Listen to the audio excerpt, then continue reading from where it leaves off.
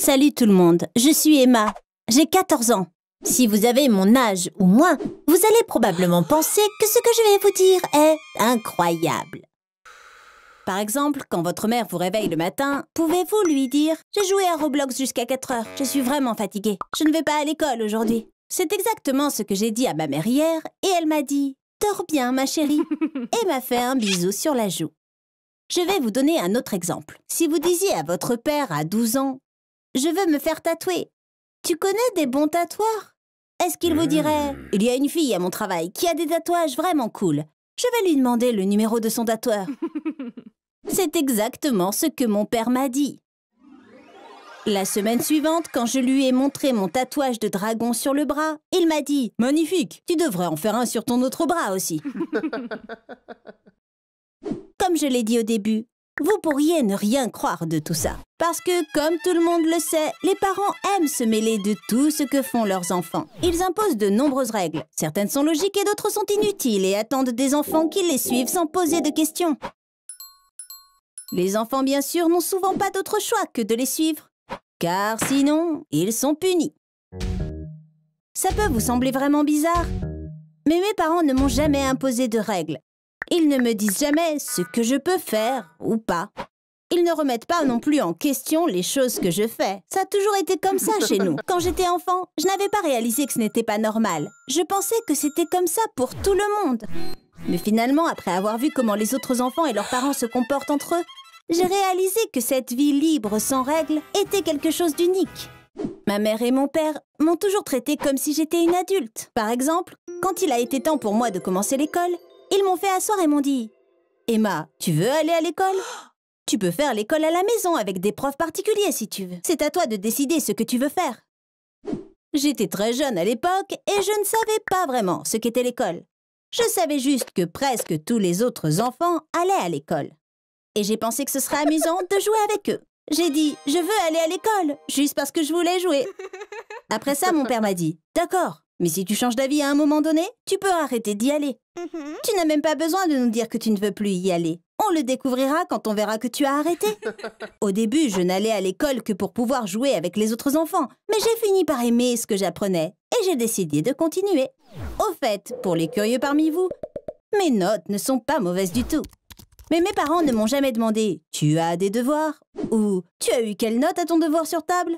Quand je dis à ma mère que j'ai eu une bonne note, elle est contente pour moi. Mais ça ne va pas plus loin et elle n'en parle jamais elle-même. Mes parents ne me mettent pas la pression pour que j'ai de bonnes notes. Je pense que ça m'aide à mieux réussir à l'école. Alors pourquoi mes parents agissent-ils ainsi? Car ils ont tous les deux eu des problèmes avec les règles qu'ils devaient suivre quand ils étaient enfants. Quand ma mère était petite, elle avait un cahier qu'elle gardait tout le temps avec elle. Quand ses parents lui inventaient une règle, elle l'écrivait. Ils ont inventé tellement de règles qu'elle ne pouvait les suivre si elle ne les écrivait pas. Mon père a grandi dans un orphelinat. Il avait aussi une tonne de règles qu'il devait suivre tout le temps. Quand ils ont eu 18 ans, ils n'en pouvaient plus et ont fini par quitter leur maison pour partir en voyage. Ils se sont rencontrés au Pérou et se sont mariés une semaine plus tard. Ce jour-là, ils se sont promis l'un à l'autre. Plus tard, quand nous aurons un enfant, nous ne lui imposerons aucune règle. Il grandira en étant l'enfant le plus libre du monde. De toute évidence, cet enfant, c'est moi. Je ne sais pas si je suis l'enfant le plus libre du monde, mais je suis certainement le plus libre parmi mes amis. Certains de mes amis n'aiment pas le fait qu'il n'y ait pas de règles dans notre maison. Ils disent « C'est trop !» Bien sûr, personne n'aime avoir trop de règles, mais on n'est encore que des enfants. Nos parents doivent au moins nous donner quelques règles.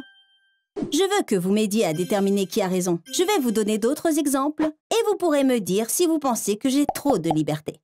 Dites-moi ce que vous pensez dans les commentaires après avoir terminé la vidéo. Comme pour tout le reste, mes parents ne me fixent aucune règle quand je vais sur le web ou que je joue à des jeux. Pendant les dernières vacances d'été, je suis devenue accro à Candy Crush. J'ai tellement joué que quand je me suis finalement ennuyée et que j'ai arrêté, j'étais au niveau 5430. Ceux qui y ont joué savent que ce jeu semble facile, mais que certains niveaux sont difficiles. Parfois, je ne quittais pas ma chambre et je jouais à Candy Crush pendant 3 jours d'affilée. Je ne me levais que quand j'avais vraiment besoin d'aller aux toilettes. J'allais carrément trop loin. Mes parents m'apportaient à manger et me disaient « Tu nous as manqué, ma chérie » et s'asseyaient un peu avec moi. Je ne pouvais pas m'arrêter car j'étais obsédée par le jeu. Malgré tout ça, Mes parents ne m'ont jamais dit un mot à ce sujet pendant tout ce temps. Parce qu'ils sont complètement contre le fait de m'interdire de faire ce que je veux. Pensez-vous qu'il y a des restrictions en matière de nourriture? Bien sûr que non. Il n'y a pas d'heure fixe pour le dîner chez nous. Ceux qui veulent manger, mangent ce qu'ils veulent et quand ils le veulent. Mon père adore cuisiner. Chaque fois que j'ouvre le frigo, il y a de la nourriture qu'il a préparée. Mais je ne suis pas obligée de la manger si je ne veux pas. Par exemple, l'autre jour au petit déjeuner, j'ai dit à ma mère « J'ai envie de manger une glace ». Elle m'a répondu « Regarde dans le frigo pour voir s'il y en a. Sinon, on peut s'en faire livrer. » Je ne sais pas ce que vous en pensez, mais parfois je ne mange que de la glace au petit déjeuner. L'hiver dernier, pendant 1 mois et demi, j'ai mangé des frites tous les soirs. Bien sûr, ce n'était pas du tout sain. Mais à la fin, c'est moi qui ai décidé d'arrêter, au lieu que mes parents me le disent. Je pense qu'il n'y a rien de mal non plus à vivre dans une maison sans règles alimentaires. Je pense que c'est merveilleux de ne manger que les choses qu'on a envie de manger. Comme je l'ai déjà dit, mes parents ne m'interdisent même pas de me faire tatouer. Je peux me faire autant de tatouages ou de piercings que je veux, mais la plupart des tatoueurs ne me croient pas. Chaque fois, ils me demandent une lettre signée de mes parents. Pour mon 5e tatouage, je voulais un petit papillon dans le cou. Je suis allée voir une tatoueuse avec une bonne réputation. Elle avait une fille qui avait à peu près mon âge. Même si je lui ai montré ma lettre, elle m'a dit « Ce n'est pas bien pour une enfant de ton âge de se faire tatouer » et a refusé de m'en faire un. Elle a même demandé le numéro de ma mère et l'a appelé tout de suite. Elle a reproché à ma mère de m'autoriser à me faire tatouer. Finalement, j'en pouvais plus d'attendre et je me suis faufilée hors du salon. Alors que je sortais en courant, la femme criait derrière moi. Je peux comprendre que d'autres parents soient en colère contre les miens. Ils pensent qu'un enfant élevé avec autant de liberté que moi serait un mauvais exemple pour les autres. Ils ont raison. Car quand mes amis voient comment je vis, ils commencent à remettre en question les règles que leur famille leur impose et cessent de les suivre. Bien sûr, ça ne fait pas plaisir aux parents. À 9 ans, je suis allée pour la première fois à la soirée pyjama d'une amie. On jouait à un jeu de société très amusant et on riait beaucoup. À un moment, la mère de mon amie est entrée. « Les filles, il est plus de 11 heures. Vous feriez mieux d'aller vous coucher, a-t-elle dit. C'était la première fois que je voyais une mère dire à son enfant ce qu'il devait faire. C'était vraiment bizarre pour moi, car j'étais pas habituée à ça. Mais le plus bizarre, c'est que tout le monde a soudain arrêté de jouer. Quand j'ai vu ça, j'ai dit « Mais on s'amusait tellement. Continuons à jouer. Il est encore trop tôt pour aller au lit. » Les filles me regardaient avec incrédulité. Elles étaient choquées que j'ai eu le culot de dire ça. La mère de mon amie a froncé les sourcils et a dit « Emma, chez nous, quand les adultes disent quelque chose, les enfants font ce qu'on leur dit. » Naïvement, je lui ai demandé « Et s'ils ne le font pas ?» Elle m'a répondu « Que crois-tu qui se passe? Évidemment, ils sont punis. » Comme il n'y a pas de règle dans notre maison, il n'y a pas de punition non plus. Quand elle a dit « Ils sont punis », je ne savais même pas de quoi elle parlait. Même si ça fait des années que ça s'est passé, je n'arrive toujours pas à comprendre le concept de punition. Une fois, j'avais prévu d'aller au cinéma avec une amie. Quand je l'ai appelée, elle m'a dit « Je ne peux pas venir, je suis punie, je n'ai pas le droit de quitter ma chambre ce week-end. » Je lui ai demandé pourquoi. Elle avait demandé à son père « Mon argent de poche n'est pas assez, tu pourrais l'augmenter un peu ?» Je sais pas pourquoi. Son père s'est mis en colère et l'a privée de sortie tout le week-end. Je pense que ça n'a pas de sens que les parents considèrent que c'est leur droit de punir leurs enfants. Les adultes pensent qu'ils décident. Et malheureusement, les enfants acceptent souvent, sans aucune objection. Maintenant, vous connaissez mon histoire. Aimeriez-vous grandir dans une maison où vous êtes libre de tout faire? Ou pensez-vous que ce n'est pas une bonne chose? Je suis vraiment curieuse de savoir ce que vous en pensez. Dites-le moi dans les commentaires. Merci beaucoup de m'avoir écouté. À bientôt. Salut les amis, je m'appelle Amélie. Je suis atteinte d'une maladie génétique extrêmement rare. Cette maladie est si rare qu'il n'y a que 400 cas connus dans le monde entier. Et je suis l'une d'entre eux. Je suis sûre que vous serez choqués en découvrant ce que c'est. Vous ne le croirez peut-être même pas. Au fait, vous pouvez vous abonner à cette chaîne dès maintenant si vous voulez savoir quand de nouvelles vidéos sont postées. Et si vous aimez mon histoire, n'oubliez pas d'aimer cette vidéo. Tout d'abord, je veux vous parler de ce qui m'est arrivé quand j'avais 6 ans, parce que c'était la première fois que mes parents ont réalisé que quelque chose n'allait pas. Il y avait une forêt près de l'endroit où nous vivions. Parfois, nous allons y camper. Lors d'une de ces sorties, alors que ma mère préparait le dîner, mon père et moi sommes allés chercher du bois pour allumer le feu. Soudain, on a entendu ma mère crier.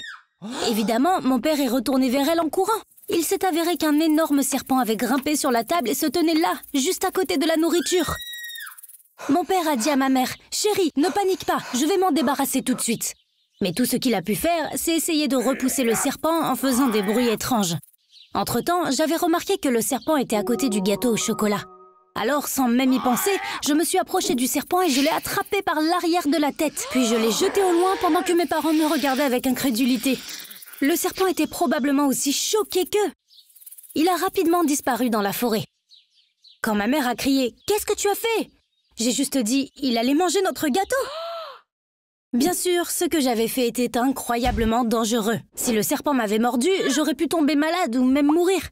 Alors comment avais-je pu faire quelque chose d'aussi courageux alors que je n'avais que 6 ans? Je l'ai fait uniquement car je suis incapable de ressentir la peur. Je n'ai peur de rien. Ça peut sembler bien quand je le dis comme ça, mais c'est une maladie génétique et ce n'est certainement pas quelque chose à envier. Les gens ont 6 émotions. 1, la joie. 2, la tristesse. 3, le dégoût. 4, la surprise. 5, la colère. Et 6, la peur. Toutes ces émotions sont créées par le cerveau. Le cerveau décide quelle émotion on doit ressentir en fonction de la situation dans laquelle on se trouve. Mais que se passe-t-il si votre cerveau n'est pas familier avec l'une de ces 6 émotions? Exactement. Vous ne pouvez pas la ressentir. C'est le problème avec les gens comme moi. Notre cerveau ne sait tout simplement pas ce qu'est la peur. Ça signifie que je suis la personne la plus intrépide que vous pouvez rencontrer. Mais ce n'est pas quelque chose dont je peux être fière. Parce qu'être sans peur est beaucoup plus dangereux que vous ne pouvez l'imaginer. À cause de ça, des choses désagréables m'arrivent. À plusieurs reprises, j'ai même été confrontée de près à la mort. Il y a un parc non loin de mon école. Parfois, mes amis y vont après l'école pour s'asseoir et discuter. Une fois, un homme a arraché un sac à main d'une femme assise sur le banc à côté de nous et a commencé à s'enfuir. Quand il est passé devant nous, je lui ai fait un croche-pied. L'homme a trébuché et est tombé à plat ventre et le sac lui a échappé. Bien sûr, elle était très heureuse de ce que j'avais fait. Elle m'a remercié encore et encore.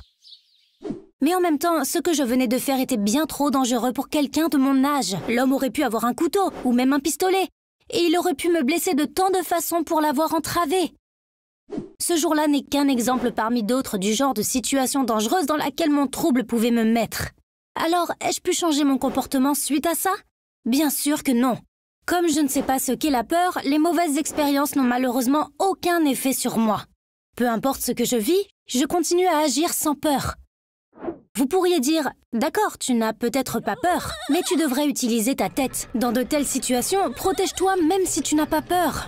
Malheureusement, ce n'est pas possible. J'ai entendu dire que, normalement, quand les gens ont peur, leur cœur bat très vite. Ils ont le souffle court et leurs paumes deviennent moites. Je ne comprends pas que je devrais avoir peur parce que rien de tout ça n'arrive à mon corps. D'ailleurs, je ne suis pas stupide. Mon QI est dans la moyenne. Je n'ai pas non plus de problème de mémoire. Je n'oublie pas les mauvaises choses qui m'arrivent. Mais malgré tout, quand je vois une grosse araignée, je l'attrape à main nue sans même y penser. Ça ne me va pas à l'esprit de me protéger car mon cerveau ne me signale pas que j'ai peur. C'est pour ça que je peux faire toutes ces choses qui peuvent vous paraître insensées. Bien sûr, il existe des gens courageux. Mais, comme vous l'avez compris, ce trouble est différent d'être courageux. C'est bien plus que ça. Par exemple, avant de traverser, on devrait vérifier s'il y a des voitures qui arrivent. Les gens comme moi ont même des problèmes avec quelque chose d'aussi basique. Malheureusement, la plupart du temps, je traverse sans regarder. Je vais vous dire un truc encore plus étrange. Vous approchez-vous des animaux sauvages en sachant qu'ils pourraient vous déchiqueter? Des gens comme moi pourraient le faire. Pendant ma première année de collège, on a fait une sortie de classe au zoo. Au bout d'un moment, on est arrivé à l'enclos des tigres. On a vu qu'il y avait 2 tigres adultes et un petit avec eux. Le petit tigre était, bien sûr, super mignon. Soudain, j'ai eu une envie irrésistible de le caresser. Il y avait un mur et un fossé qui nous séparaient des tigres. Je me suis dit que je pouvais sauter en bas, traverser le fossé à la nage et caresser ce petit tigre autant que je le voulais. J'ai donc décidé de le faire et j'ai commencé à grimper par-dessus le mur. Heureusement, la professeure a vu ce que je faisais et a pu m'attraper avant que je ne saute en bas. « Amélie, qu'est-ce que tu fais? Tu es folle !» a-t-elle crié. Comme je ne pensais pas avoir fait quelque chose de mal, j'ai essayé de m'expliquer en disant « Je voulais juste caresser le petit, puis partir !» Après cet incident, mes parents m'ont emmenée chez un thérapeute. Ils savaient que j'étais une enfant courageuse, mais là, c'était un peu trop. Le thérapeute m'a posé beaucoup de questions sur des incidents similaires qui m'étaient arrivés dans le passé. Après, il a dit à mes parents, « Il semble que le problème d'Amélie ne soit pas psychologique. » Et les a orientés vers un neurologue. J'ai appris que les neurologues sont spécialisés dans les questions liées au cerveau. Ils m'ont fait passer de nombreux tests neurologiques. Par exemple, lors d'un test, le médecin m'a montré des photos de visages de personnes et m'a demandé comment elles se sentaient. Pour la première photo, j'ai dit « il rit, donc il est heureux ». Pour la prochaine, elle pleure, donc elle est triste. Sur la troisième photo, il y avait une femme qui criait. J'ai dit « elle crie, donc… » Et je me suis tue. Je me rends compte que ça semble fou, mais quand je vois le visage de quelqu'un qui a peur, je ne comprends pas qu'il a peur. Mon cerveau est non seulement incapable de créer la peur, mais il ne comprend pas non plus que d'autres personnes ont peur, car il n'a aucune idée de ce qu'est cette émotion. Comme mon cerveau ne le sait pas, je ne le sais pas non plus. Après ces tests, les neurologues m'ont donné un diagnostic définitif, trouble de l'absence de peur. Comme il s'agit d'une maladie génétique très rare, je suis devenue un cas d'étude dans la littérature médicale. De temps en temps, des scientifiques viennent me voir et effectuent de nouveaux tests. Les recherches sur ce trouble se poursuivent, car sa cause est encore inconnue. Comme vous l'avez peut-être deviné, il n'y a pas non plus de traitement. Je devrais vivre avec pour le reste de ma vie. Alors, y a-t-il des avantages à avoir ce trouble? Heureusement, oui. Je n'éprouve aucune des craintes qui rend la vie plus difficile aux gens. Par exemple, je n'ai jamais eu peur de passer des examens. Et ça a toujours eu un effet positif sur mes notes. Je n'ai pas non plus peur de parler en public. Comme je suis très à l'aise, je finis toujours déléguée dans les réunions parents-professeurs. Je n'ai pas non plus de phobie, comme la peur des espaces clos ou la peur des clowns. Et je n'en aurai jamais. Enfin, je dors toujours comme un bébé quand je prends l'avion. Je n'ai jamais peur, même si l'avion tremble beaucoup en cas de turbulence. Une fois, alors qu'on volait dans un orage, j'ai vu la foudre frapper un des moteurs de l'avion. J'ai ri et je l'ai dit à ma mère. Elle m'a dit « Amélie, ne me dis pas ces choses-là! Tout le monde n'est pas aussi courageux que toi !» Mes amis m'ont dit que la peur peut être agréable dans certaines situations. Bien sûr, je passe à côté de tout ça. Par exemple, je n'aime pas les films d'horreur parce qu'ils ne me font pas peur. Et je n'ai pas peur des fantômes, des zombies ou des vampires. Les scientifiques qui étudient mon trouble ont placé des électrodes sur ma tête et m'ont fait regarder des scènes des films les plus effrayants. Grâce à ces électrodes, ils pouvaient voir ce qu'il se passait dans mon cerveau en temps réel. Les tests ont démontré qu'il n'y avait aucune activité dans la partie de mon cerveau liée à la peur. Il fallait s'y attendre, mais maintenant, c'était prouvé scientifiquement. Une autre chose que tout le monde aime et que je n'aime pas, c'est de faire des montagnes russes. J'ai cédé à la pression de mes pères une fois et j'en ai fait une, même si je savais que je n'aurais pas peur. Ils ont perdu leur voix à force de crier. Moi, en revanche, je me suis juste ennuyée. Maintenant, vous connaissez tous les détails de mon histoire. La peur nous tient à l'écart du danger. Elle est donc importante pour notre survie. Mais malgré tous les inconvénients, voudriez-vous quand même être à ma place? Dites-le moi dans les commentaires. Merci de m'avoir écouté. Partager tout ça avec vous m'a fait beaucoup de bien. Bye bye!